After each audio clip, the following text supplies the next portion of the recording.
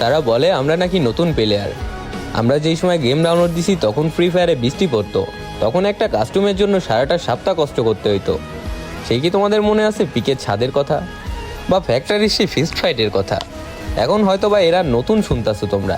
হ্যাঁ, তোমরা নতুনই শুনবা, কারণ নতুন প্লেয়ার যারা আসো তাদের এই সম্পর্কে কোনো ধারণাই নাই। একটা সময় ছিল আমরা বিমা শক্তির ওই টাওয়ারের উপর র্যাঙ্ক পুশ করতাম, আর এখন দেখো র্যাঙ্ক পুশ নিয়ে কারোর মাথা ব্যথা নেই। সবাই প্রো প্লেয়ার, সবাইরে কাস্টমে চ্যালেঞ্জ দিয়ে দিতে পারে।